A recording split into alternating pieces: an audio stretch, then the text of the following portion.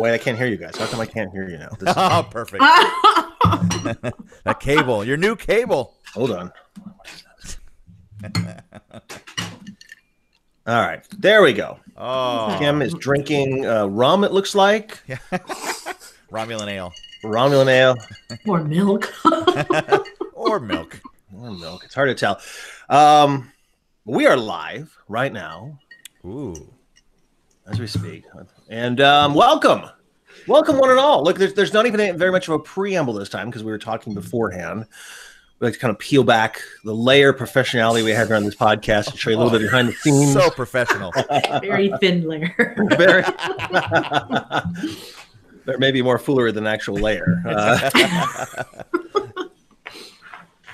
But you have come to the I Just Want to Talk About Star Trek podcast, an occasional webcast here. I'm Mike McCafferty. I'm Kim Miller. And I'm Jason McCarris. And we are here today because we need to tell you about episode 3 of Star Trek Discovery. We need to inform you, we need to alert you, we need to warn you, perhaps. I was going to focus on the word need there. Do we really need to? No, we don't need to do anything.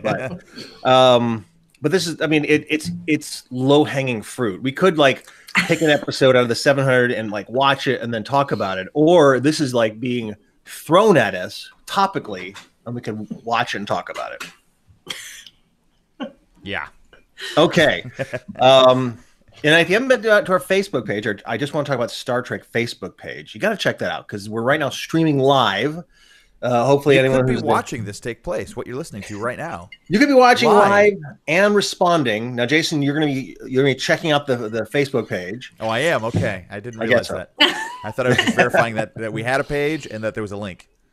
Well, someone writes down a comment that we need to see that. We need to talk All about right. these things. Good. I wonder if it'd be easier if I just did like a live stream off their little Facebook app on the phone. I don't know. Yeah. Who needs that? Who needs that? Who needs some ease? All right. So we're looking up Mike's nose and down at Jason. This is what you missed by the video. I'd like you all. I want to. It's sort of an imperious look. So I want you all to call me mother from now on. All right. You will call me mother. Not paying attention to the fact that I cut off the head of my child. All good, everyone. Oh, she didn't say she did. She did. That's what you implied, right? No. Oh, this not is the baby. why I take notes. Yeah, no. That she did. You're right. The baby was supposedly. Who cares? She's got the dead head of a baby in her hand, ostensibly. I mean, like that's at that point in time. Replicated head. Well, I mean, although no one fell for that in the audience, except for all the Klingons. Like, oh, yeah. You know. All right. So now, if you haven't guessed, and you should guess, we are talking about episode 3 of Star Trek Discovery Season 2, called Kim. Point of Light. Point of light. Point of plot.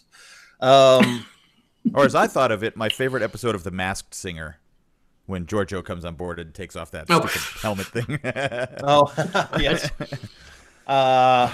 Boy, we're so far away from even getting to Giorgio. I mean, there are so many things to unpack in this episode. All right, so let's roundtable it really quickly. Jason, thoughts overall? I was kind of delighted by how terrible it was. It's just got so many different stories going at once. It's just a big, giant mess, and I found myself really enjoying, in the wrong sense, the big Klingon fight and everything, and we'll get to it, but I was not a huge fan of this episode, except for comedy purposes.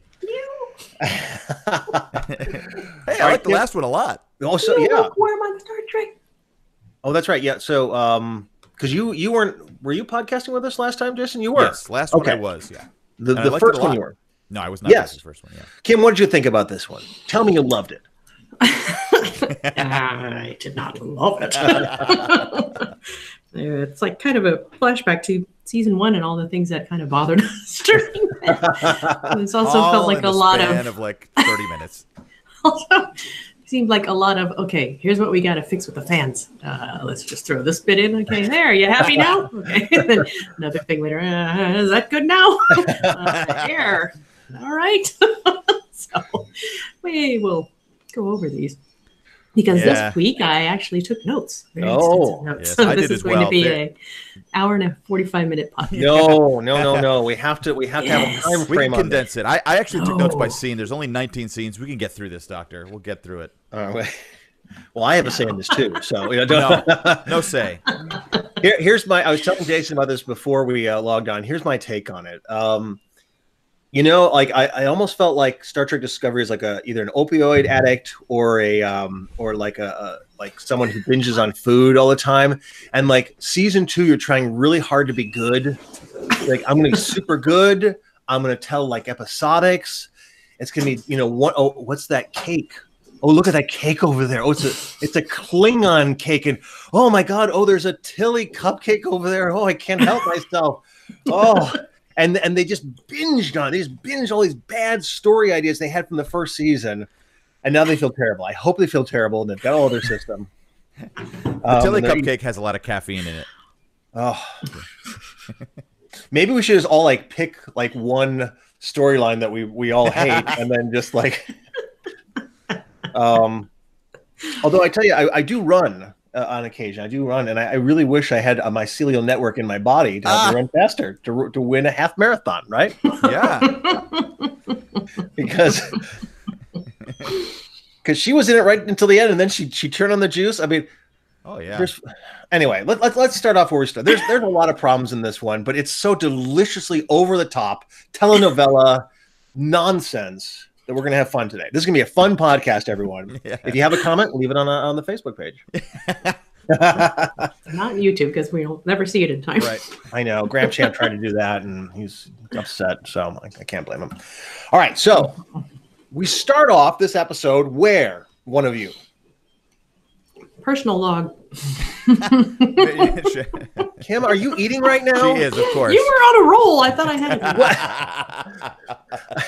Do you only eat when we podcast? It seems like every time. Why is she so hungry? Because she only eats when we do the podcast once a week. She's like, please, more podcasts, Mike. I was rushing. That's why. So it's like, oh, I haven't eaten. That's the one thing I didn't do. Right. So as Kim pointed out, personal log from Burnham. She's looking at the space map and watching. She's looking at the red dots. Right. From the Red Angel. And trying to figure out more about Spock's kind of deal. Spock saw that she can't figure out. Right, and then they jump right into as she walks down the hallway, they run into the marathoners, the half marathoners. Mm-hmm. Yes, the half marathon going on. Right, and Tilly is still seeing May, in quotes. Mm-hmm. Now, first of all, I have questions about like this half marathon where they turn on and off the lights as you're running. Did you notice that? Yeah. Yes. It's like when you're in a supermarket and those lights go on when you go past the frozen food section and they turn on. You're like, oh, Jesus. Oh, all right. Maybe we should be running past them. It's the opposite of motion sensitive, though. It's like as you're walking down, they turn off. What, the refrigerator ones? On the ship. Yeah, I noticed that. Like she's walking down the hallway and they go off, right? I mean, as they run by, yeah. Get your attention. I don't know what's going on in that scene. I don't know part of the training program. Who holds the Discovery half marathon? Like, hey guys, put it on the holodeck. Do it on a treadmill. But I don't know if you noticed, there was one girl in a white shirt. Everybody else was dressed in blue. The one girl in the white shirt looked way too happy to be running a half marathon and finishing at that point. There's a big smile on her face and running. I have run a half marathon. I have done this, and I can show pictures where I'm not happy at the end. You've run a Star Trek half marathon, have you not? Or was it like a 5K, 4K? That was like a 5K. No, I've done the Space Rock one and the 4K. 4K. Jesus. I watched it on TV. That's the extent of my marathon running. I did the 1080p marathon, and I trained with the 720, and then I went to 1080. So did very well. No, you love the metric system. I get it. That marathon, I don't understand how that marathon was run. It's just these four people running down these dark hallways. After because it's like an hour and a half to run a half marathon, like, if you're running a 10-minute mile. So after an hour and a half, they're all deadlocked. It's like the four of them just like running together. I mean, yeah. And apparently Burnham has been training Tilly as well. They kind of dropped that little I think that was mostly because of the conversation they have later in the episode, so they can, they've been bonding as they have previously, and they have this moment later. They're trying. That the actress that plays Tilly, Mary Wiseman. Yeah, I didn't notice until this week that she apparently had that mole removed from her forehead. She had a big mole over her right eye.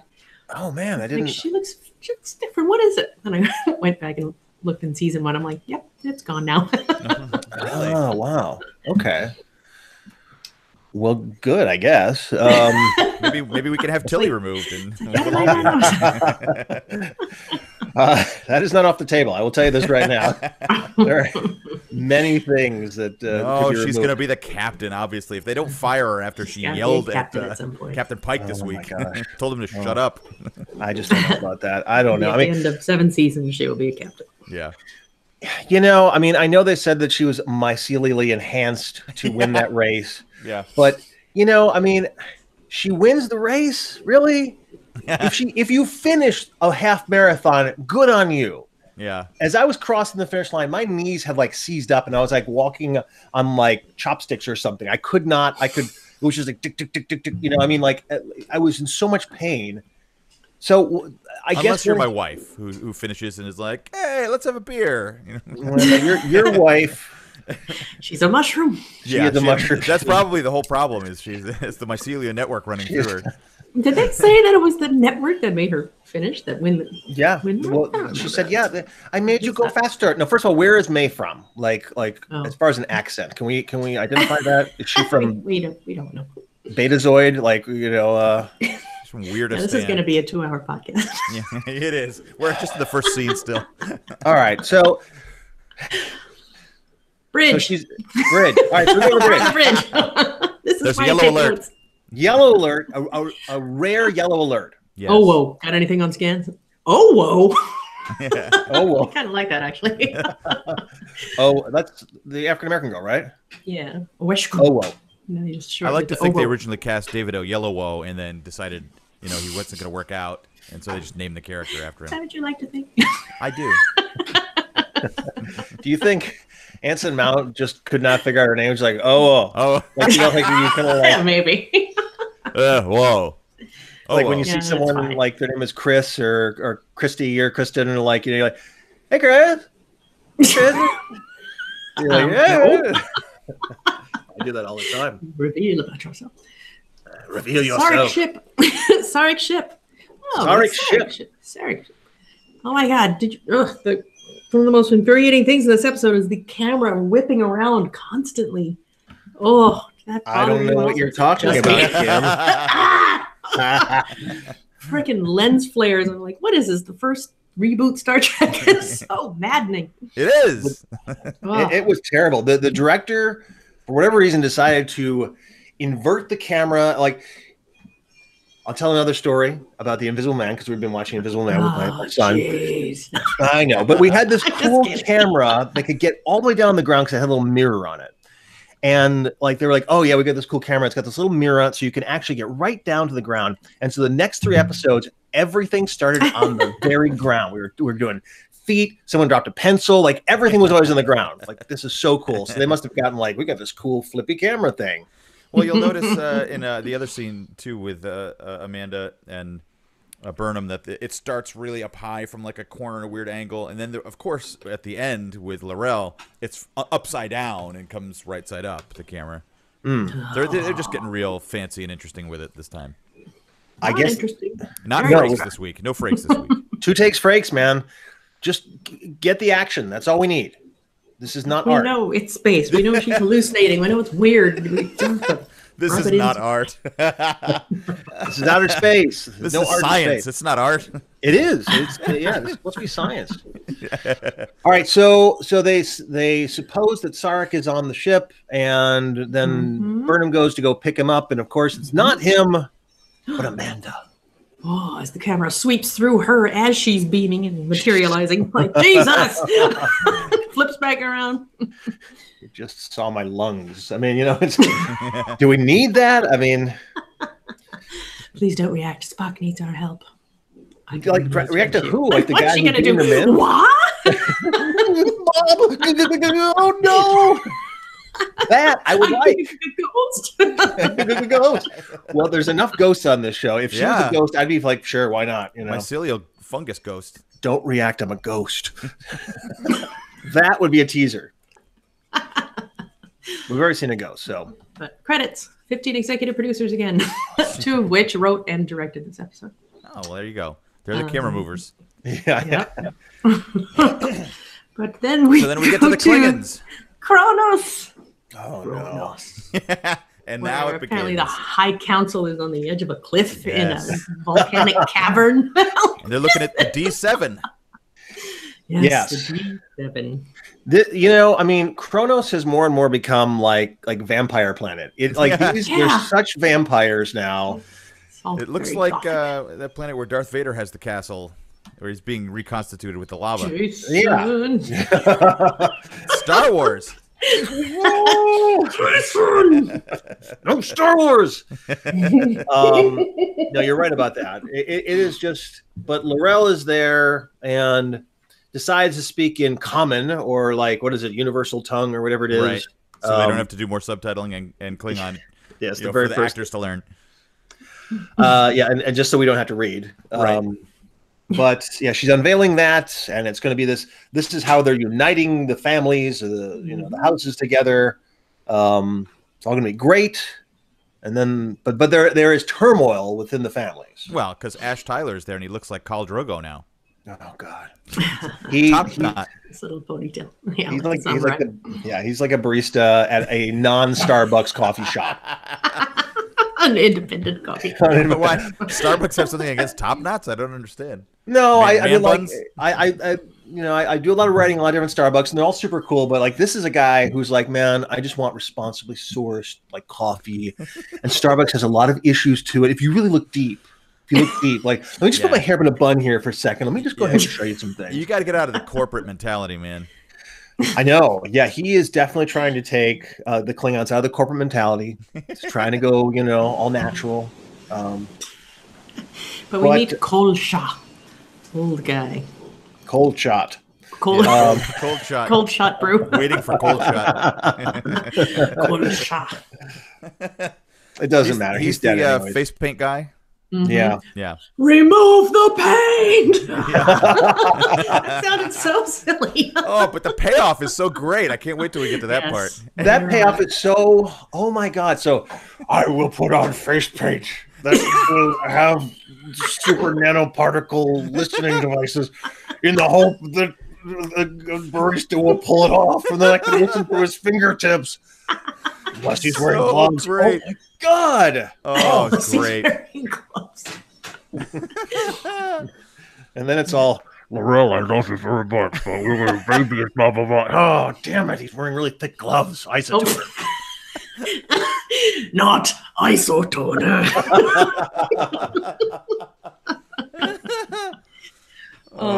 Did you see the Klingons with hair that everyone's been complaining about?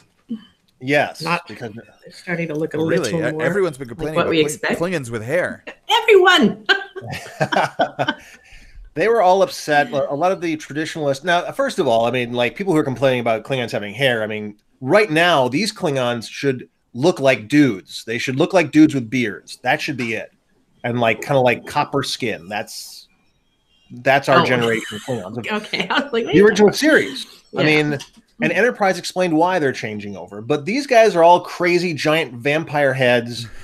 And they shaved their hair because they're in battle, even though when we see them at the first moment, they're not in battle. So, I thought it was going to have something to do with the baby, the headless baby, was going to have something to do with getting off the monk planet now or whatever, and starting to populate the Earth with half-breed Klingon babies. But I guess Ash Tyler was never really part of this equation. It still could be. I mean, that baby was just the biggest drop you've ever seen. I mean, I know we're going to get to that, but I was like, oh my God, you guys. It was taken out of my body so that it could gestate by itself. Like, what are you doing? Stop, Discovery, stop. Ex utero.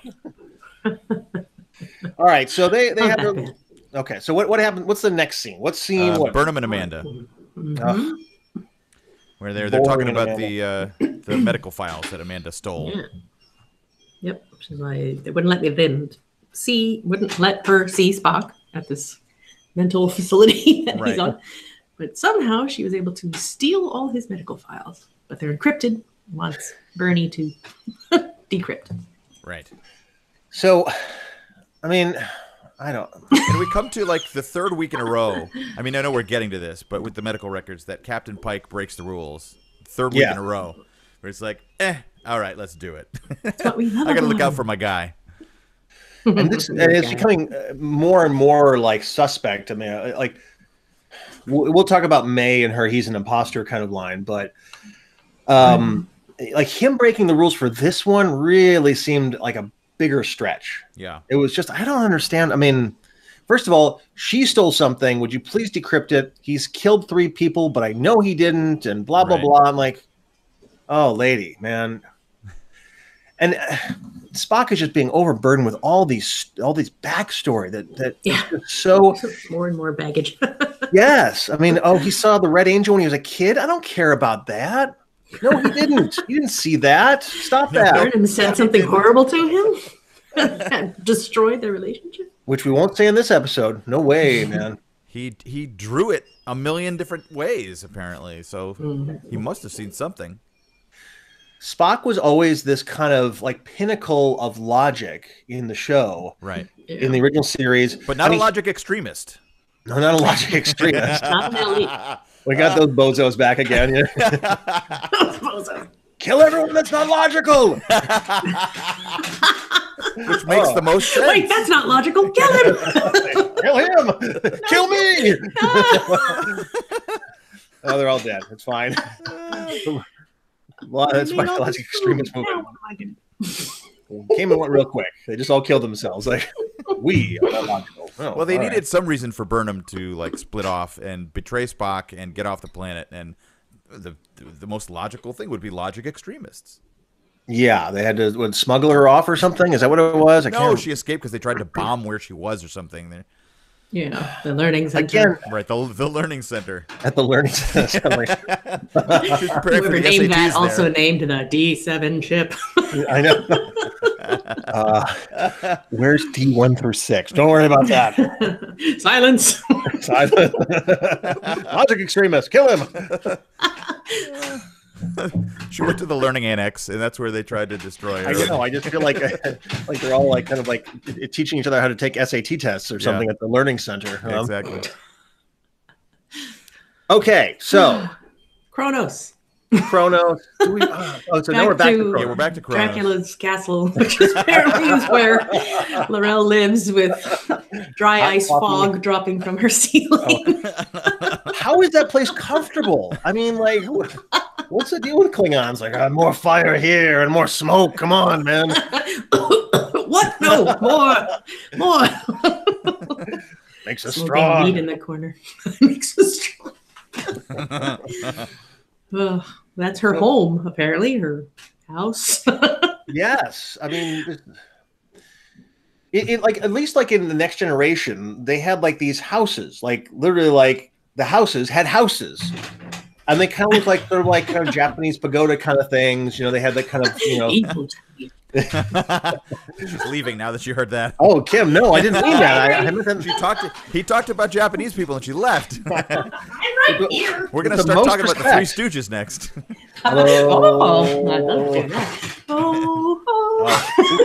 come on. Fresh fish. Fresh fish. All right. Spread out. I got it in. Damn it. All right, so what was the point of this scene? So they're in there, and the whole point was that Ash recoiled kind of from her because he doesn't remember enough about Vok that he's comfortable in that situation, and that kind of destroyed her. Mm-hmm. So how do you feel about seeing L'Rell again after a year-long break almost? Oh, boy, did I miss her. I will do my L'Rell impression for you. Okay, yes. This is going to be good. I know, eh? Is this really for the cameras? She's coming back.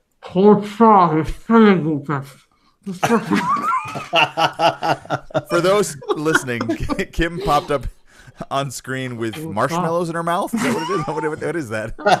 Oh, paper towels, you paper infidel. Selfish talking like this. Oh my God! I stand corrected. I also noticed she kind of looked like the woman from the Dark Crystal. You know, the kind of witch lady with it was kind of crumpled up. Like her outfit looked like it. I was like, that's the woman from the Dark Crystal.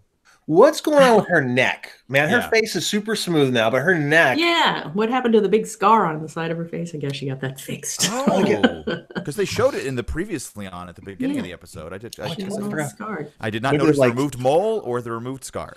We can remove the scar, but we have to put it all over your neck. All right, it's going to wrap around like a big old spider web. I'm so sorry about that. Just do it. My boyfriend's coming over. I gotta tell him about the baby. Just do it. We're going to be fine. What he tries there, he tries to wash the paint off his hands. Yes, several times. Kind of very Hamlet kind of. Yeah, I was thinking, are we gonna have a Lady Macbeth kind of theme here? This might be interesting, but no. Got my hopes up. Lady McNanobot. Yes. Oh, God. All right. So sparkly 70s gown and Ash in his Cyrano cape. I'm like, what is that? And her hair is all smooth and nice with braids in it. I'm like, what's happening here? Like queer eye for the Klingon guy. I mean, is that right? I don't know what I'm saying. All right, so let's get rid of that scene. That scene is not even. Well, her family would accept him. That's like the big important thing, right? As the torchbearer. Oh, go ahead. Yeah, that he doesn't want her to speak English to him, and if others are to accept him as the torchbearer, then she needs to treat him like one, and then it turns into the soap opera of I want me back, want me. Just gonna take me a little time. But I said that whenever you touch me, it feels like violation. I'm like, huh? Me too. Right. Okay. I've suddenly flashed back to the first season. I just can't. I'm sorry. Yes. Just give me some time. She wants him. He says no. Pike's ready room. Amanda. Right. We kind of already talked a little bit about that, where they're. Oh yeah. Where he gets the med files, but more importantly, he still uses FaceTime, which is now a grandma. I like that. Yeah, I know. Only grandmas use it. or the what is it, abuelita? Is that what he said? You know, it's like, hey, Christopher, my abuelita, she did that. You're like, oh, all right, man. Captain Vela. What do you call it? Captain Vela is his name. Captain Vela. Yeah, all right. So Spock killed 3 doctors. They break the rules again. Yeah, I don't know. I don't quite understand. Again, this is such a weird thing. He could just like Starfleet Command. I don't know. There's a lot of hurdles that are placed in front of this episode which don't need to be there, and nothing really comes of it.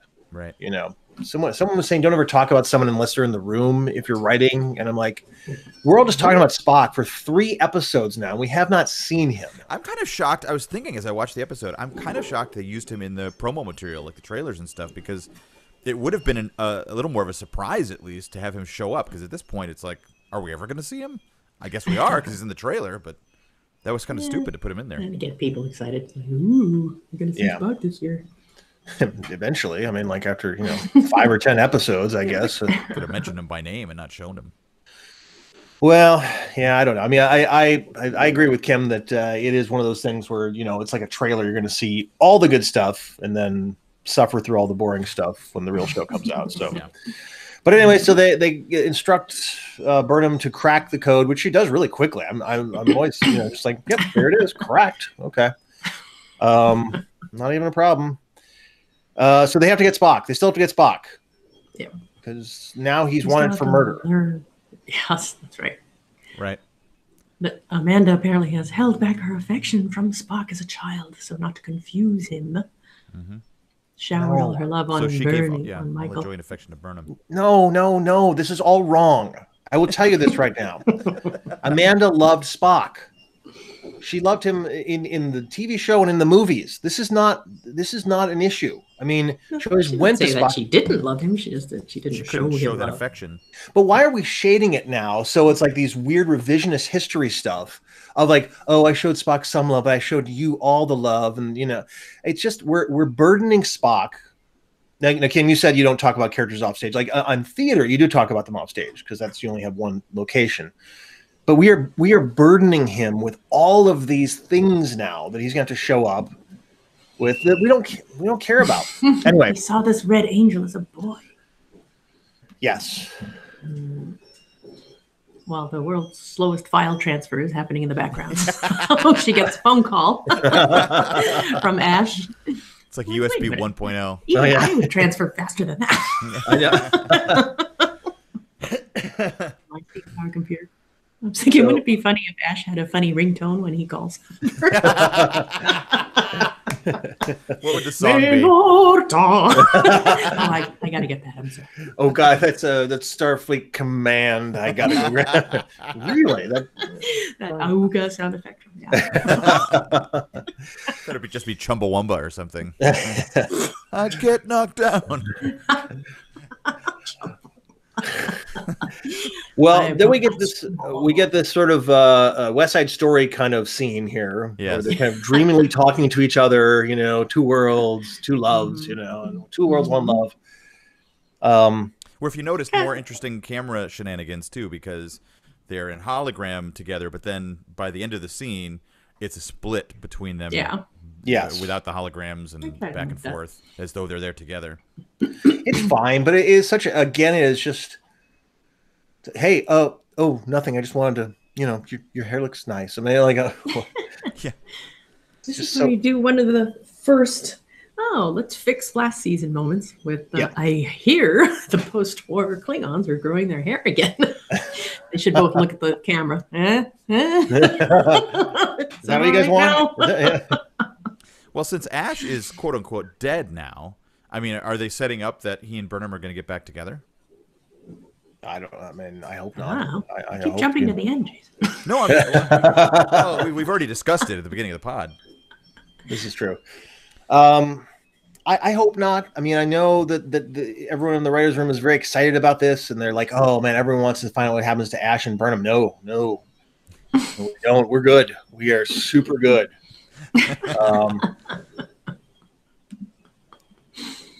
Which brings us to shadow exercises on the bridge. Mm-hmm.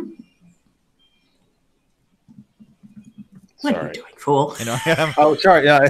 The wife is calling, so I just need to. She's calling from Houston, and I just need to know if it's oh dear emergency or not. So. 3D projection is going to appear behind you. Pick me up at the airport. Oh God. So the shadow exercises are happening on the bridge. Of course, May, quote unquote, appears again and drives Tilly nuts. Pike makes a joke about maybe we should just marry folks even if they're not that into each other, which I thought was pretty funny. And so May's looking for a captain who is shorter and blonder and much more whiter. What you said. As soon as she said that, I knew who she's talking about. Yeah, exactly. I did too. Oh, yeah. Well, I was hoping it was going to be Kirk. I was like, ooh, she's talking about Kirk, please? I thought that as well. I thought, whoops, I'm sorry. I thought that as well for a second. Well, I realized, oh, shorter, whiter Stamets. Yeah, whiter kind of gave it. I'm like, Kirk's not that shorter. Why'd you think of Kirk? Well, because she's saying he's not the real captain. He's an imposter. I'm looking for I'm like, either there's some sort of... I think Mike was like, yes, they're all imposters. Bring Kirk back. We still have Shatner. There's still a chance. Use CGI. Just age him down. It'll be perfect. Like Michael Douglas and Ant-Man. It'll be great. It would be really fun to see that. I don't know if you'd ever want to do it, but... I don't know. Maybe if he's good, like if Quentin Tarantino's movie, ever firms up. Interesting thought. I mean, like Samuel Jackson's going to be, like 30 years younger. In Scorsese's? No, in Miss Marvel or Captain Marvel. Oh, right. Yeah, he's been de-aged. Yeah, that's the big thing. Yeah, the Scorsese movie, everybody's kind of anticipating that a lot because I think that's the majority of the movie. They're all de-aged. What movie is this? The Irishman, which is going to be a Netflix film. Oh, I haven't heard about that. Oh yeah, they've been filming for over a year, but it's De Niro and Al Pacino and a bunch of the guys, old great actors who are like being de-aged now for this movie. So we'll see if it works. I kind of don't like it. I kind of, I mean, there's something false about it. Like maybe for a flashback, I guess, for like a little bit of time. But if you're doing like a whole movie with that, I mean, we know what they look like. Makes me think of that movie that Stallone and De Niro did together, where they de-aged them at the beginning for like file footage kind of stuff, and they looked awful. That was before the technology had got better. Wild Hogs, is that what you said? Yeah, Wild Hogs. Remember that? In Wild Hogs. No, I'm blanking on the name of it. It was kind of like, Rocky versus Raging Bull idea. We'll come back to on about de-aging. Now's my chance. It was called Grudge Match. So, Kim, where are we next? It was called Grudge Match. All right, so where are we? So, first of all, Tilly sees Ghost, and she tells no one. Right. Yeah. She's been seeing her like on a wall, and then she does. You got to say something. If you see something, you say something. I mean, this is not. Well, she does eventually, but she probably took too long. Well, she's too scared of getting kicked out of the program and all that. But like in an environment where like all the sorts of things like this happen, where it's basically like a crazy fun house. I mean, there's always the possibility that there could be something. I mean, she has to like she basically. Jason, there's a ghost behind you. Yeah, I'm seeing ghosts too. Who was it? Was it Chrissy? I didn't even look. I was making my. Yeah, my wife made a cameo appearance for a moment. Oh, all right, okay. Anyway, so she sees the ghost. She makes a bad impression, and then she runs off. And then where do we go? Linus, the sneezing alien, has the loudest blink. Yes. Oh, I noticed him back. Well, and I forgot to mention with the shadow exercises scene, Mike's favorite character made a pretty big appearance.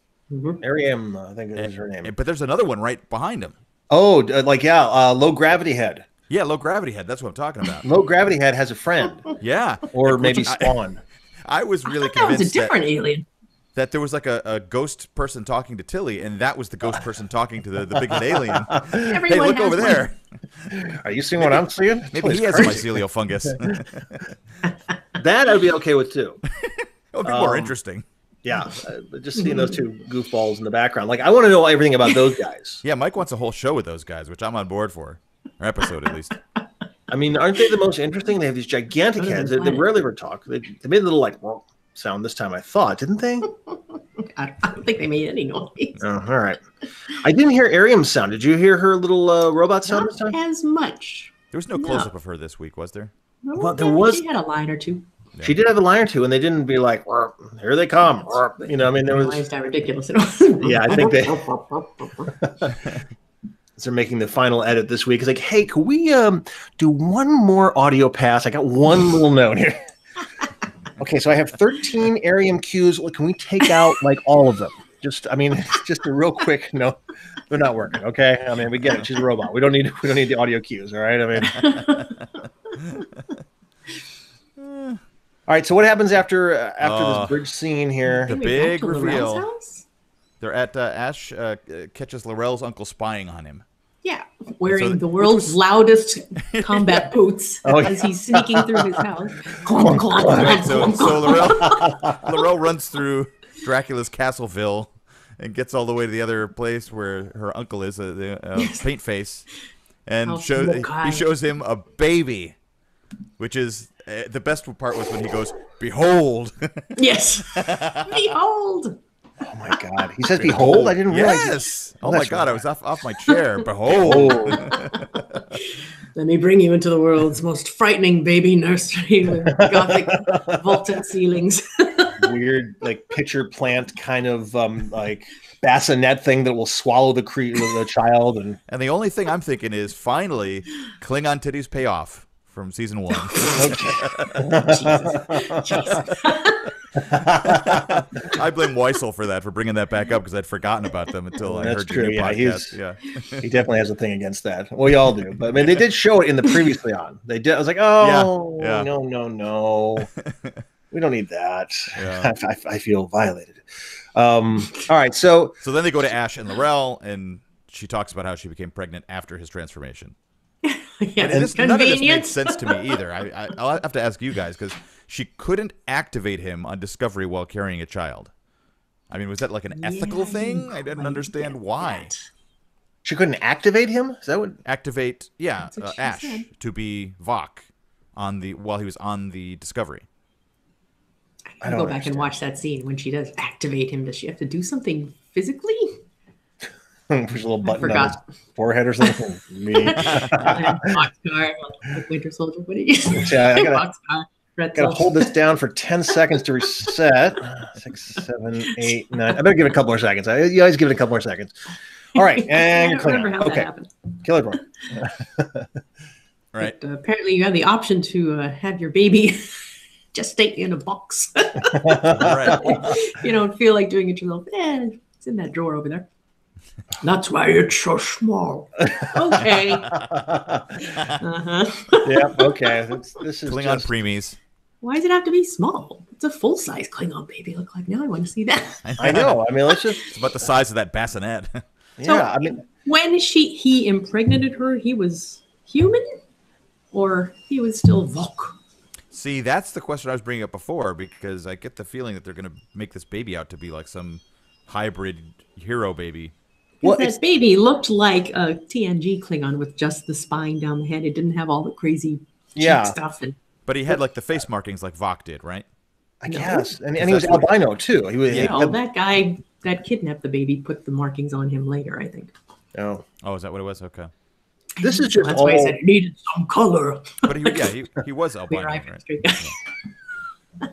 This is the biggest nonsensical drop in the entire episode, probably in all of Star Trek ever. I mean, like more than Cybok. I mean, come on! Like we've been watching the show for like 19 episodes now, and she's like, "I want to show you something. This is your baby that I took out of utero and had it developed, and that's why it's small. And you're the father." And I mean, like, what is going on here? Got some crazy albino genes. Why are we doing this now? Go get the Red Angel, man. That's all we care. Like, go back to that other planet. That planet was cool. That dude, man.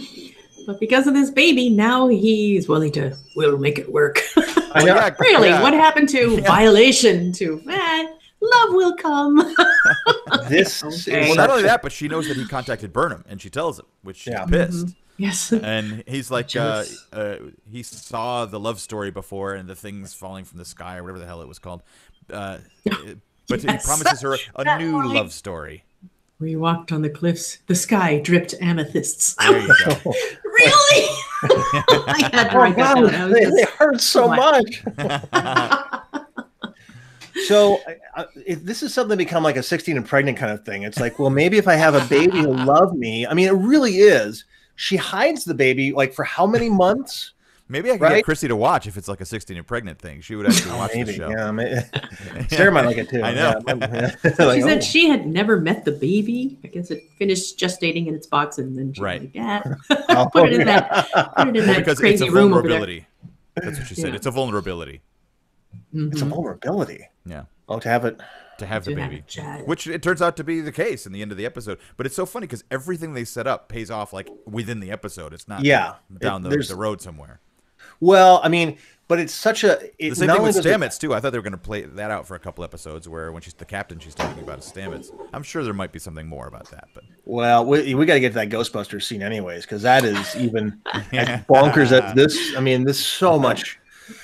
Are we there yet? Are we there? No, the next scene is Burnham and Amanda with the logic extremist that we were talking about. Oh, skip. This was another. This was another ridiculous. Yeah, it is ridiculous, but it may as you like to say. May end up having something to do with the rest of the season because Spock found her via the Red Angel when Burnham was missing, and they were going to contact the Vulcan authorities or whatever. And so after that, she did something to Spock to cut off their relationship because she's trying to say it was like a good thing that she did. She was trying to do something good by hurting him, making him leave, and now he'll never forgive her.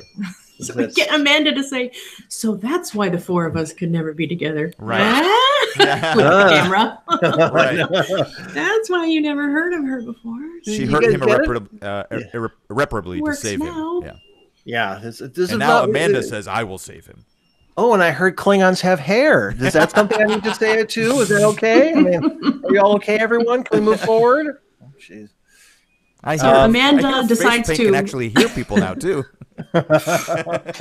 Amanda decides to emotionally abuse Spock rather than use logic on Vulcan. Not Burnham does. Well, Amanda does too in some ways by withholding her love. Things to you rather than say, "Hey, these logic extremists are trying to kill us, so I'm going to leave."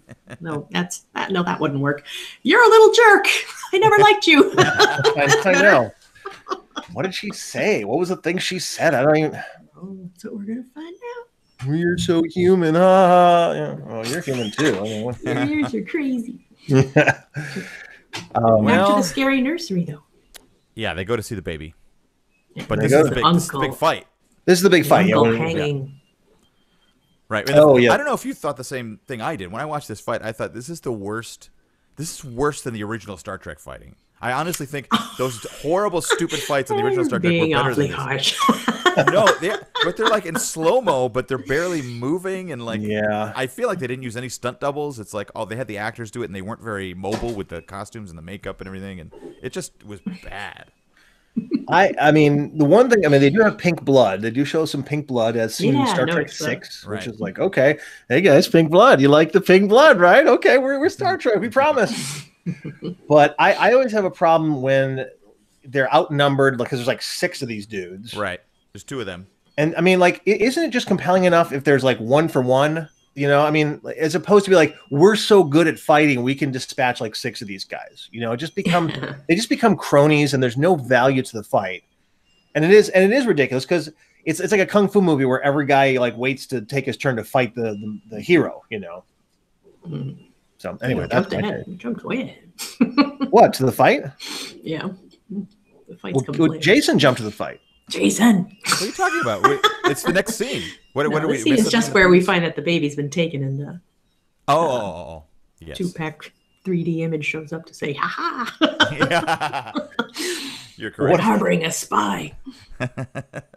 with the red paint spy cam. Is that what this is, or is it another one? Yes, that's when we find out.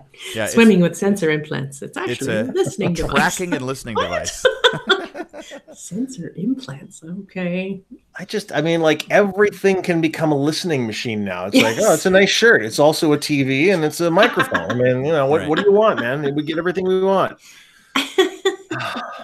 But he also is blackmailing them because he knows that Ash talked to Burnham. Yeah. Right. Which is kind of like with this controversy we hear with the FaceTime calls this week. This is the worst FaceTime call ever because everybody knows about it. Everybody knows the contents. Everybody knows it happened. Yeah, it's like he did not have it encrypted at all. He's just kind of speaking very loudly. Laurel was in the other room. The uncle was in the other room next to that room. Listening on his special paint. It's actually not special paint. He was just in the other room. Just tell him it's special paint. It's fine. Did you make the special listening paint? Yes, we did. We did. You just have to be really close to your person in order to hear them. Excellent. All right. See that's why we didn't have to stop for the scene because it's not a very good scene. Yeah. All right. You're the one who did a bit. The face paint was like the most important thing. Don't stand in judgment on me. If I try to go ahead, don't judge my bits.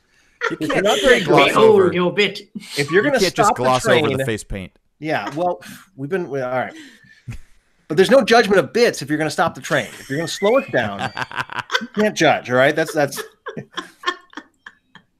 Where are we next? So Tilly and Burnham are meeting, and Burnham is concerned about her, and of course Tilly notices she's been crying, so they need to help each other, and so she finally tells Burnham about May, and then but that May doesn't know about tears.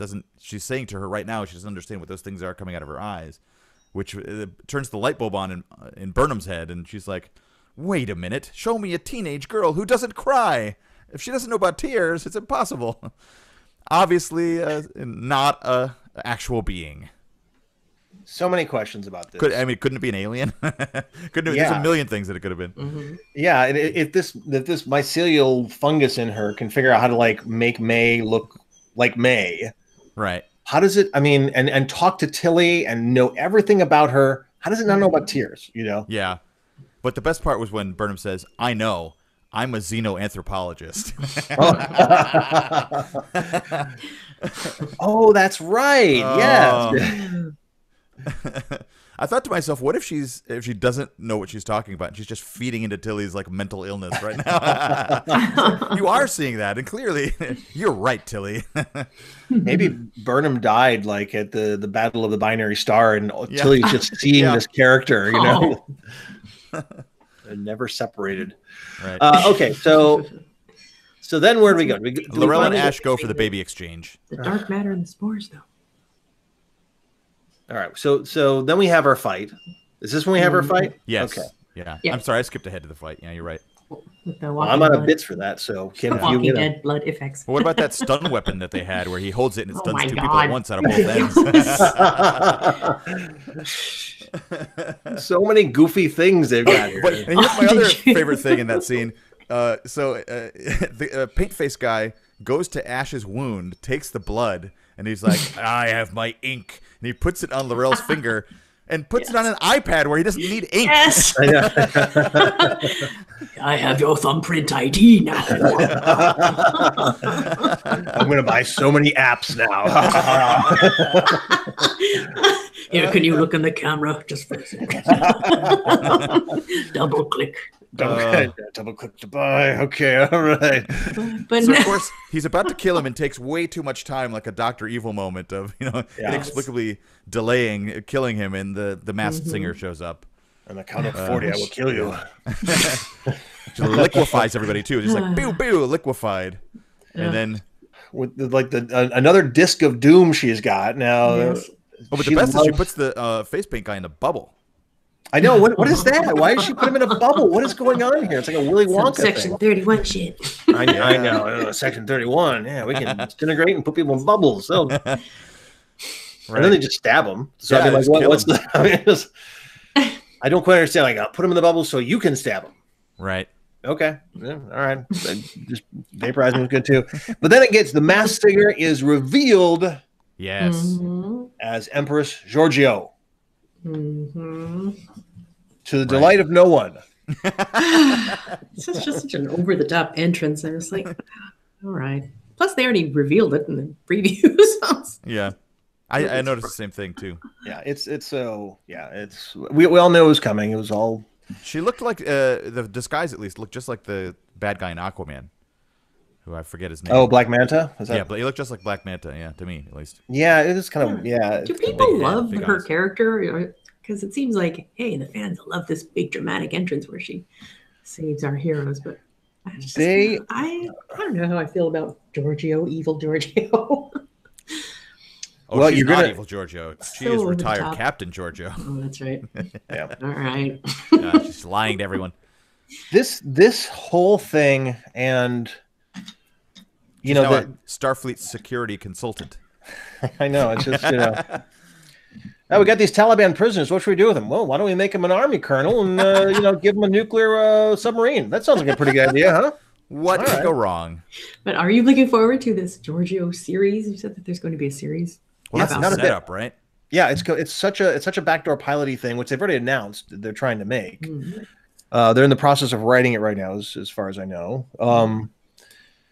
But it's such a. I mean, they've already got the bridge built, and they've got this other guy here who is like, he's going to do it now. Blah blah blah. I just.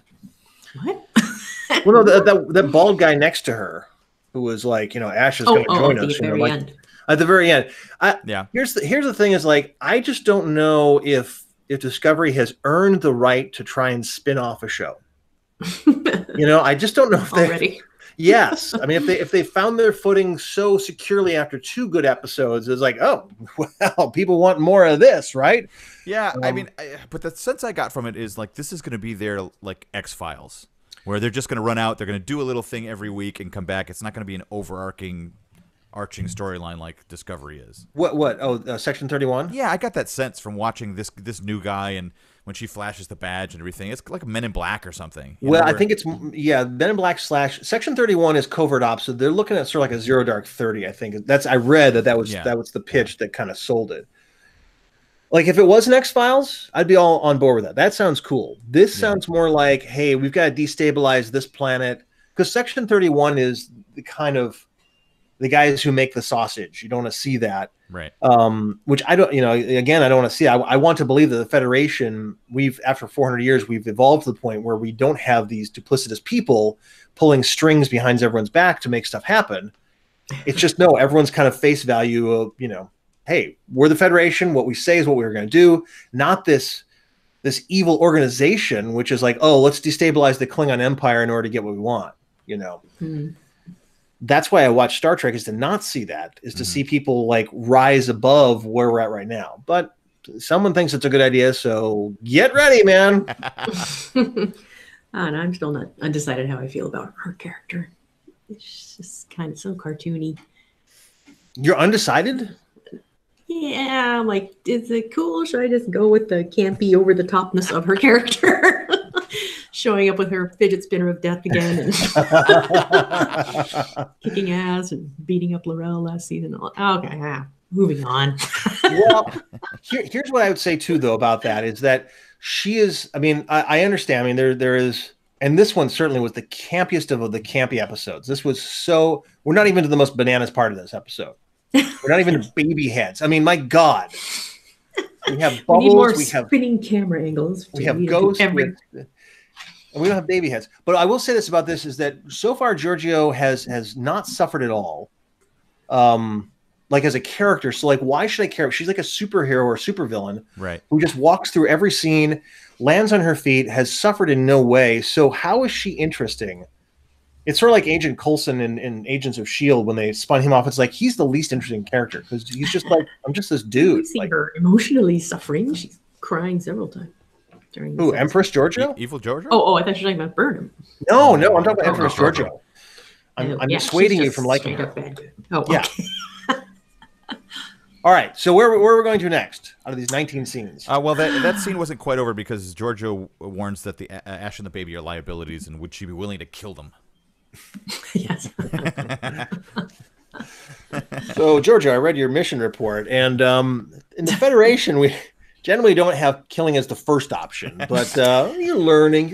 It's fine. So of course L'Rell like whips out that knife, at her throat, and she's like, "I had to ask."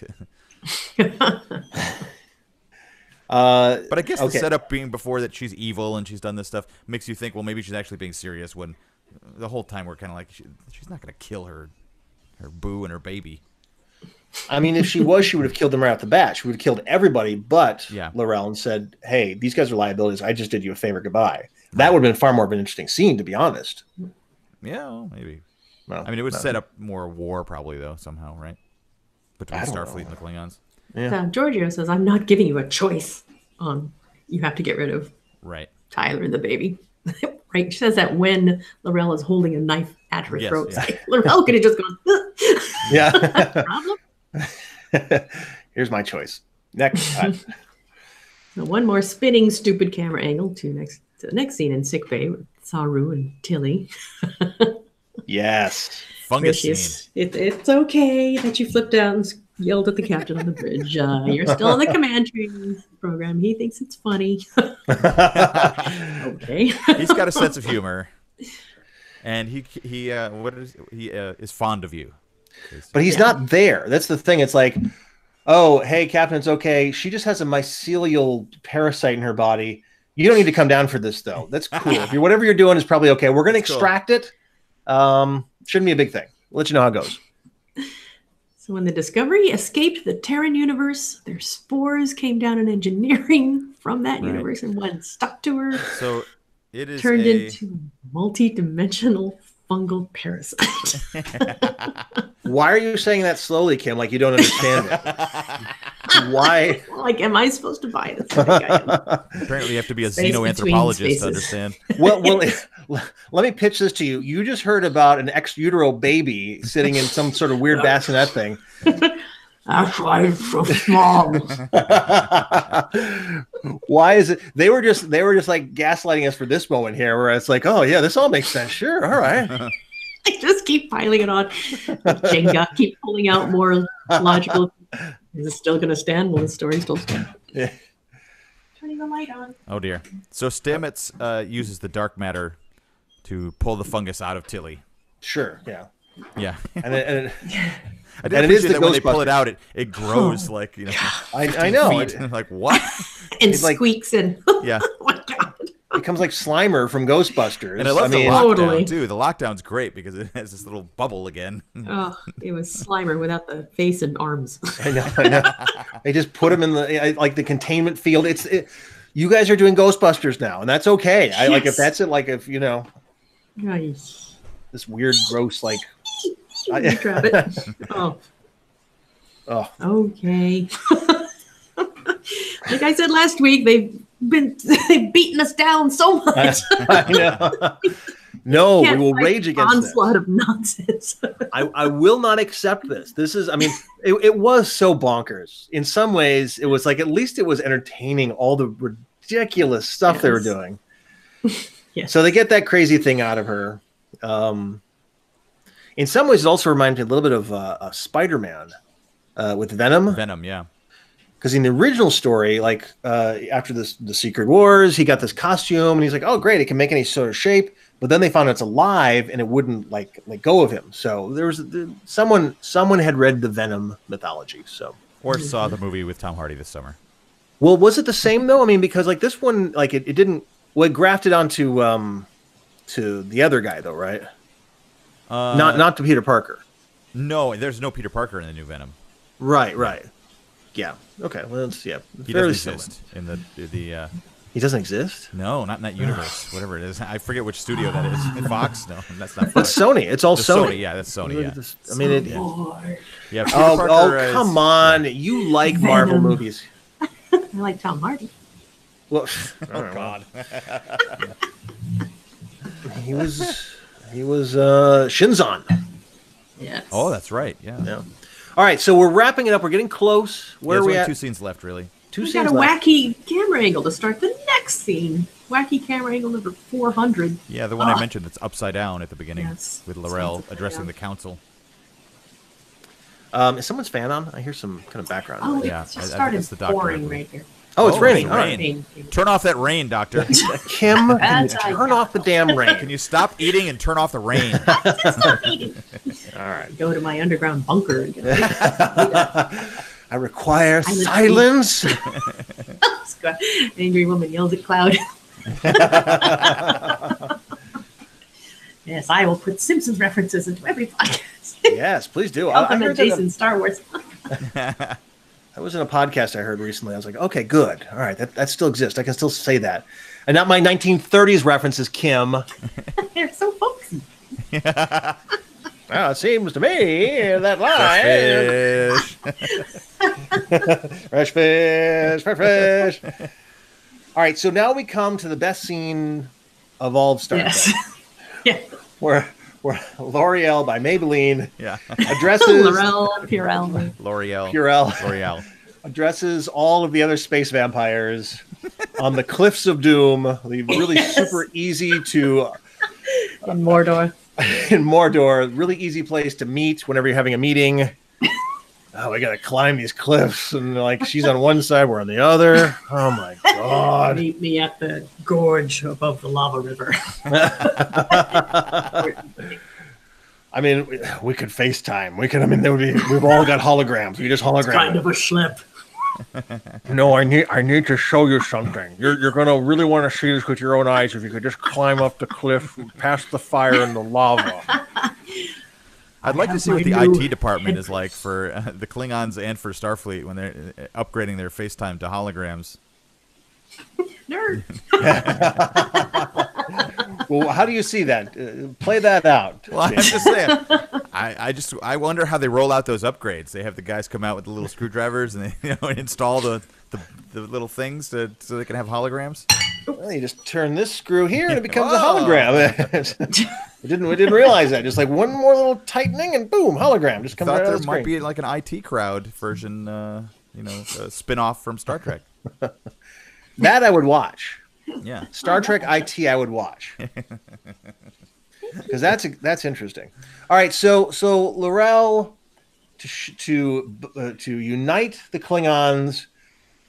It's some sort of bonker story. The traitor that he talked to the Federation. He betrayed us. Yes. Well, she makes her face paint uncle a martyr, right? Right. Yeah, he's the good guy now.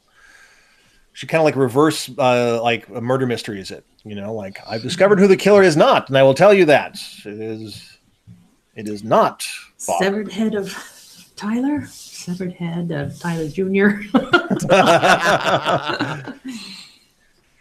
And which looks so ridiculous, like the head of a doll. It's so funny. It's so bad. She's holding this little baby head, very cleanly cut, by the way. I will give it that whoever cut it, man, sheared that sucker off like nice and flat. You could like put it on your desk, like Volk and like baby head, like, come on in. Hey, this was my husband. This was my baby. What can I do for you? Nice. I like how she holds it in her hands with her unbending Gorn fingers. This was my baby.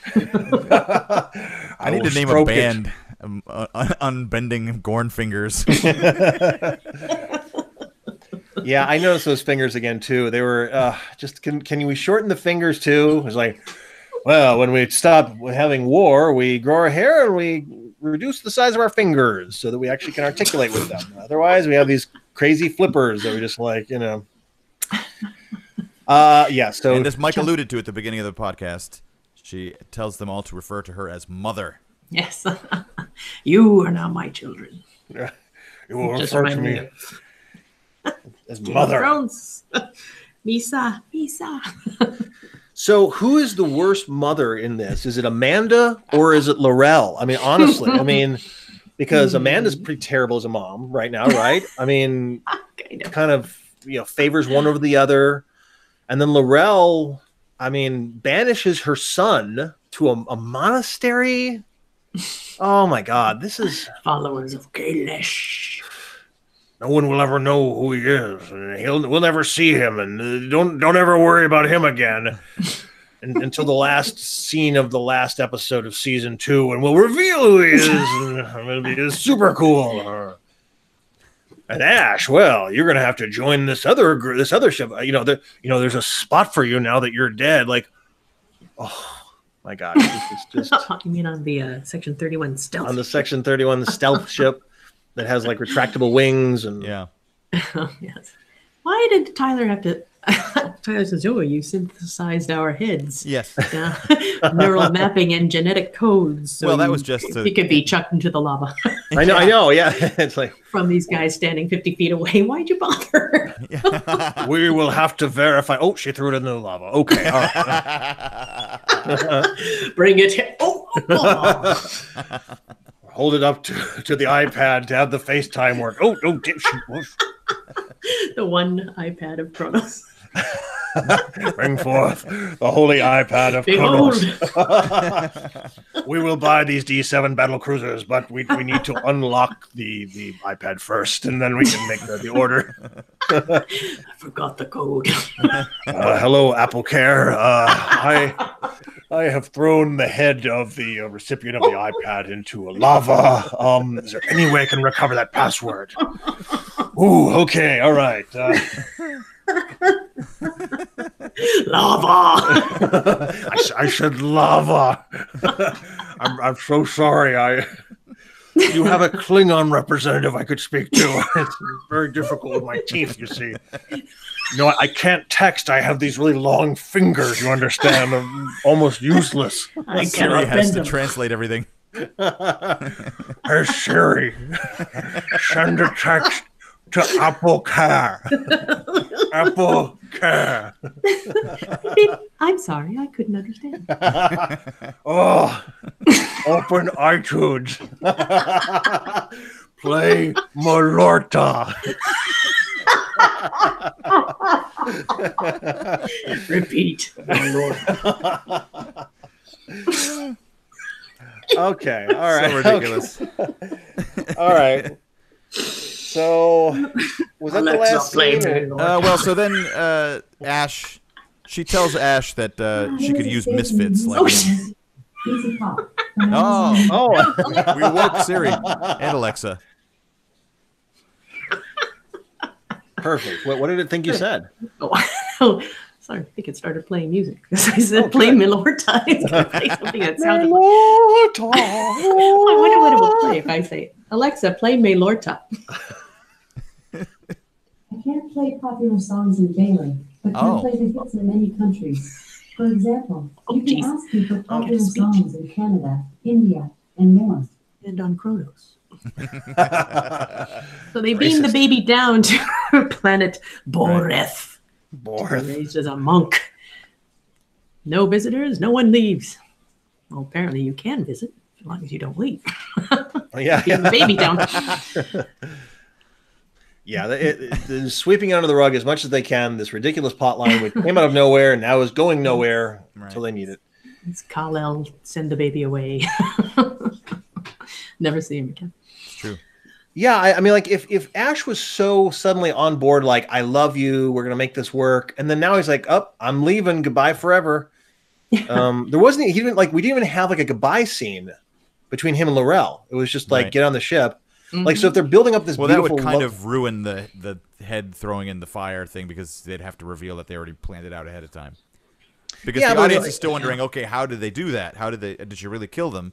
And then they have to have this stupid expository, oh, you replicated our heads or synthesized our heads. And no one cared about that. Like if they would have actually taken some time to have like a tearful goodbye, like we'll never see each other again. You know, like that would have been. Well, I actually did care. I mean, I wanted an explanation at least of. So, did she actually kill these guys or not? Because I'm like, there's no way she killed them. So, right. I'm glad they explained it. I guess they did it in a very sort of clunky way. What? Discovery, a very clunky way of describing things. I don't understand. All right, was that the last scene? Are we done? It is, except that she wants to bring Ash on board now because she could use some misfits. The freaks are more fun. Oh yeah, the freaks are more fun. Yeah, and then she talks to this guy who's going to be on the spinoff clearly, and the spinoff is a go. And you know, Leland, apparently his name, which I only know from having the captions on. Leland Palmer. His name's Leland. When you said the freaks are more fun, I shook my head. I literally like shook my head. It's like no, they're not. No, not in Star Trek. Smart people who make smart decisions are much more interesting than freaks who just do random dumb stuff. So, yeah. I also noticed having the captions on that it says Leland says to her, "Control," all caps, "Control values his skill set," which made me just think of Get Smart. That's what I thought too. Like Control, why is it all caps? If chaos doesn't get in first. Chief, we've got to use the cone of silence. That'd be awesome. That I thought about that too. I thought about it so much. I mean, I guess someone said I guess I'm not as familiar with all the Section 31 lore. Like, isn't Section 31 Section 31? Why is there like another organization controlling Section 31? Oh, I mean, like, no, who I would? That. I'm joking. You already hate Section 31. Well, why layer it? More secret. Yeah, I know. Section 62. We just double it every time. It's just. That's it. That's it. 49 minutes of madness. Ooh, man. Reached the 1 hour mark, I believe, right? Oh, perfect. This is the perfect. By the way, I have bit the bullet and I actually signed up for CBS All Access. So we both send me $3.33 per month. I will pay for. Yes, I will. Perhaps commiserate with you on that. So because obviously we've also gotten CBS All Access completely legitimately, both Jason and I. So there's no reason to pay you, Kim. That's right. Well, I don't know why you're. I definitely wouldn't still have CBS All Access on 2 of my devices, even though the account's been canceled. It still works somehow. So I'm still paying for it though. That's not through watching it on my phone. Yes, Feral Audio is still working on my iPad and my Apple TV. Yes. Feral Audio is no longer working. I probably should not admit that because someone will now alert them. Yeah, they're not listening. I know. Yeah, they're gone. I mean, they're but the same guys are at Starburns who are working on this podcast. I know, it's fine. You have the only iPad. You have the Kronos iPad that will play Feral Audio's edition. Yes, and one Apple TV somehow. Make a genetic duplicate of Jason's head and cut it off. Yet, even though I have an iPad and an Apple TV that have CBS All Access, I still watch it on my computer or my. I decided because I wanted to watch it on the big TV here. What's that? Yeah. No, it's worth it watching on the big TV. Yeah. It's. I mean, you're paying for the special effects, so you might as well see it. I'm thinking all my complaining and nitpicking about the show, I would like it to continue. I want the man to continue. I was thinking at the very beginning, this when it was starting to get ridiculous. Like, would I want this to be canceled? Do I dislike it that much that I would want to see it canceled? And no, I don't. Excellent question from Mike. Did you dislike it that much that you would like it to see it canceled? That's interesting. Like if it was last season, yes, I would want it to be canceled because I think it was besmirching kind of the canon beyond saving last season. Yes, absolutely. There was nothing redeemable about it because all it was doing was steamrolling over everything that I liked about Star Trek and making me feel terrible about it, and then having to pick fights with like 20-year-olds who enjoyed the show on some like visceral level. It's like, yeah, but it's pretty. It's like, oh yeah. I mean, but doesn't this episode that we watched today, isn't that the ultimate reminder of what we were watching last season? Yes. That's why it scares me. The last 2 episodes were not even close to that. I mean, if they could, if they keep on going this direction, I don't know. We just might stop talking about it. I mean, I don't. There are plenty of other episodes to talk about in Star Trek. We'll just take our toys and go home. But second season, this is kind of always the watershed for a lot of the series. Only the original series had a great first season. I mean, first season TNG, first 2 seasons were pretty bad. Yeah, but this also has the benefit of having a lot more resources, a lot more money, a lot more attention focused on it, and people who have like actually worked on the previous seasons of Star Trek, so they should know how to make this good. And all they're doing is doing everything wrong. It's like anything by committee. The more opinions, the more muddled it gets. You mean those 15 executive producers there? Too many cooks? Yes. Who's the one guy who's got the severed baby head index card on the bulletin board? Who's like, I'm pushing for this, you guys. Who kept the prop just sitting on his desk? Oh, sure, one of them did. I would keep that for sure. I'd be like, yes, this is mine. Should auction it off like they do with Survivor mementos. Oh yeah, that'd be a good idea. I'd buy that. I would go all in on that. That's the one thing I want out of the show is that baby's head. I just want that, and I want to caress it with my ultra long fingers, and just all in on that. I want a cool black badge. Oh, black badges. Never seen one. No, I don't want that either because what it represents is bad. It's bad. I hate Section 31. That's Section 15 and a half. Yeah, that's pretty good. Yeah. You're cool with that. Now, where'd you go? You left. I'm right here. I can hear you. I'm seeing a ghost. She's there, and then she's not. You hear me. All right. In next week, we are going to see that ghost again. That mycelial ghost is going to come back in some capacity and run around. Well, so. We had a couple comments here on the YouTube page that I should mention real quick. Oh yeah. Let's to the YouTube, and we can also read. Because I was looking on Facebook. Nobody's left us anything on Facebook, but this says it's fun listening to you guys. It's ridiculously fun watching you have fun. Rock on, my Trekkies. No. That is from Johannes. Oh, Johannes, yeah. Yay! I like that guy. And Grom Rancer has left us a bunch of emojis. Leftover plot spores from last season. Mock talk, lock, chalk, frock talk, lop, rock. Down to Fraggle Rock. And then I believe it's your mom, Mike, has given us a smiley face. She's listening. Hi, Leslie. Oh, thanks, Mom. We will call you Mother. Please don't cut off my head and throw it into lava if you don't mind. Let's not unify the dedication to Star Trek. Why is your mom like a Klingon? Unified all of Chico, California by cutting off her son's head and throwing it into a lava pit. Didn't know there was lava in Chico, but I guess it's okay. Yeah. Chico built on an active volcano. Active! Drive around her D7 minivan now. Yeah.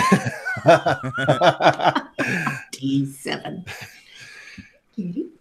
If they could describe why D1 through 6 didn't work, I'd be okay with that. But instead, it's just like the D7. Were you excited to see the old style Klingon battle cruiser? A little bit. Or you're still too aha? So you don't want to see it canceled. Aha. Little bits here and there that kind of give you hope. Now I'm going to read some of the Facebook pages when I asked what people thought of the episode. Jack Hoskins says, I was into it. Obviously not as much of a standalone as the first 2 episodes of the season, but all 3 plot lines were compelling. Jack, we need to talk. All right, I'm just going to stop right there. I'm going to intervene. Now, Ken enjoys it too. Ken Sonmez. I'm very pleased they continued responding to criticisms of the first season. Yes. Also, the Klingon political intrigue was good, clean fun. I'm also glad Tilly isn't crazy now. The Spore Ghost managed to stay on the right side of the funny annoying. So maybe we're wrong because all the fans some of the Klingon stuff I did kind of enjoy, even though it was so over the top. That's what I liked about it. Well, we love Gowron with his crazy bulging eyes and your blood will paint the way to the future kind of rhetoric. So behold the child of behold. That's why get a kick out of it. I was laughing at some points in time because it was so over the top. There were so many things. At least it wasn't drudgery. At least everyone wasn't taking it so seriously. Yeah. And we've got baby heads and we've got, goofy face paint, and it is comic booky fun. Zach says, I think they're trying to meet the old fans halfway with the new Klingons.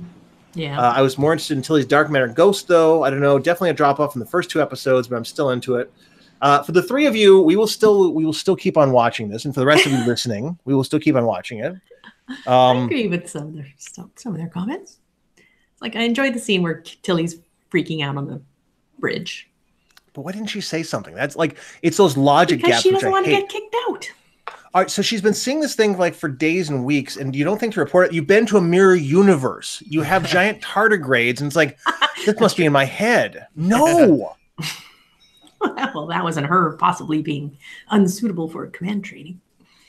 But if she, you're fighting for Tilly, and it's a losing battle because you're not going to sway me on Tilly. I'm just saying this is probably her. I thought maybe she might just be over caffeinated because she's always talking about caffeine.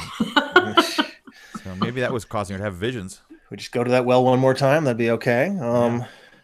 I still think that she's that girl from the Runaways short trek. I mean, I'm like, who? Because they both have those interesting accents I can't identify. And right. But the one was a shapeshifter with Dayglow blood. Oh, did she? Oh, that's true. Yeah, she had that purplish blood or something. Yeah. And she she had a weird kind of face too. She had either face paint or wrinkles somewhere, like a Klingon almost. All right, that's enough. I can't take any more of this. Yes. But you're going to be next week because you can't help yourself. Well, also, I have to do reviews with Kiernan on 3 episodes of Orville. Oh yeah. One which was shot at Cal State Northridge, my alma mater. Oh. The most recent one?